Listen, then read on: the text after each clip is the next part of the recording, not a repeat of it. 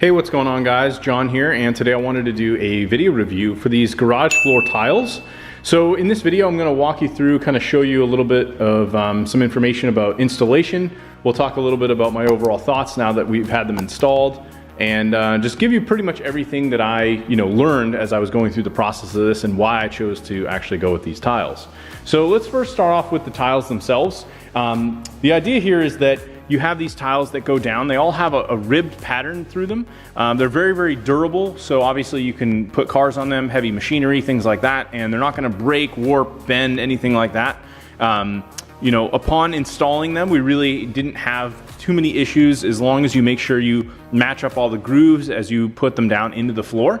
I went with this kind of almost puzzle design, if you will, kind of pattern design where we have the black gray, and then we did these two large blue rectangles. We had this entire garage actually painted, and I went with blue accents and white along the entire wall. So I decided to keep the blue on the floor. The blue in the windows is a little bit darker than the blue on the floor, but overall this was the only color available, so I was pretty happy with the outcome. What we decided to do in our case, in this particular garage, is we actually have some edging, and I'll show an example of this here that's going all around now, and I've got the carpenter actually finishing this up. You can see over on the edges down here in the wall, the concrete foundation kind of goes all along the entire perimeter of the wall. So if you're planning to do something with that, most likely you have this in your garage or maybe some variation of it.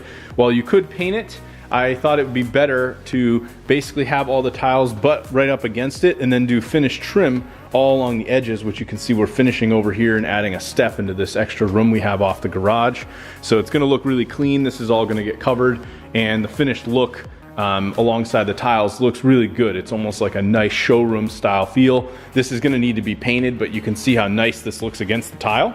Now, in terms of the tiles themselves, you basically have two grooves on each side. I'm gonna take a tile here that was a miscut just to kind of show you an example of one. This one here we miscut, but you basically have these grooved edges all along two sides. So when you're laying them, you usually just keep the same pattern going all throughout. It's easy enough if you're going one direction. Let's say I was gonna be installing this tile next. I could kind of pop a corner here, wedge it under this side, and then basically get this tile underneath, and you just use like a simple hammer mallet to bang it down.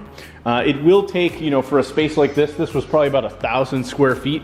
Again, a very, very large garage, probably about, I would say 6 to 8 hours just doing the main tiles. And then you're also gonna have to worry about doing all the cuts. So as you can see around all the edges, we have basically half-size pieces. Actually here it's full size. And then when we get to the edges here, you've got like basically probably about a 75% piece that we then cut around all the edging here in the doorway. Overall came out really, really nice. I'm very happy with it. This is something too that I was able to basically run a vacuum over it. So you can see here there's like some leaves and things that came in. Very, very easy. Just take a shop vac and you could vacuum right over it. If I was to go, here's some sawdust and stuff from his tools from working. Very easy to vacuum up, or take like a leaf blower. Now, in my case, I decided to go with this because one, I thought the look would be really, really nice, which again, I think came out absolutely amazing. We've had nothing but compliments from people who've come in since doing it. Two, this garage used to have a lift in it, and because of that, there were indentations in the floor. Now, obviously, if you're planning to put a lift in here, I don't know if a lift will particularly work without being basically grounded, drilled right into the actual concrete. But in this case, the lift that was in here from the early 2000s left a lot of indentations, marks. There were some protrusions of pieces coming out, and there was also a large crack that went from around here all the way kind of across the floor. All of that would have had to have been repaired. Going with something comparable, such as basically like a stain or a concrete coating where you do the flakes, that would have cost probably roughly about double, if not almost triple the price. What I recommend doing is basically measuring out the garage, ordering extra tile, knowing that you're gonna have a lot of waste. We threw away basically a whole additional box of just extra waste. And there were a lot of corners here, so we had to like you know, pull out all these shelves. That's also stuff you have to plan for. These were actually bolted into our wall. So if you have something like this, you know, prepare to be able to move everything and plan it all out. The full installation of this took us about a week. It was me and a carpenter that I hired to come in, and he's still finishing up some of the trim here, as you can see, but we ran this all the way into a closet that then goes all the way back here. So we had plenty of extra.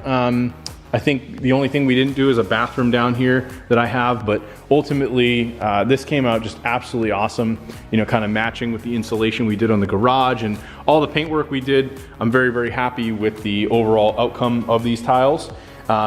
He's just using a simple table saw as well to make these cuts, so you do have to expect with something like this, as you can see here, it is very, very thick, so you're not going to be able to just take like a pair of scissors or something like that and cut this, or even a razor blade. This is going to take an actual saw that really requires someone that, you know, knows what they're doing with all the measurements. So that's why I hired someone that, you know, works in doing this stuff day in and day out, whereas I, as someone with no experience ever laying flooring, was able to spend 2-3 hours one night, late at night, just banging in the tiles based on what we did. Another thing that I would say is really critical is we took a measure, it's basically a snap measure that you kind of figure out the middle portion, right? We lined up the middle right here, and you can actually see it a little bit, but we used, it's basically a snap line that you can measure and determine. So from this edge here to this edge over here, we determined this was the middle spot, and we use that as kind of the base to figure out where to start laying the floor. We then started with this whole first row, and then we just kind of built out all the way going down. So it worked out perfectly. You do also want to accommodate for these little ramp pieces. These all obviously give you a finished look. You can see there's a very small amount of concrete that's exposed, but we were able to cut right around the metal of the garage door and then just bring these in. This particular door is 13 feet wide, so I just ordered enough of these. I think we had basically an extra piece, and these go very, very nicely into the tiles. So it came out really clean. Overall, extremely happy with the look and feel of it. I've had both the cars in here, and it does make like a little bit of a crinkling noise as you're driving over them, but really nothing, you know, it's not affecting the tiles or doing anything negative to them. And as long as you're being careful when you're hitting down everything, it's gonna come out really great. So overall, very happy with them, and I thought I would do a detailed video. Hopefully you found this very helpful if you're considering doing these tiles, but I'm actually very glad that I went this route as opposed to something like epoxy. Anyway, thanks for checking out my video review, and I'll talk to you later.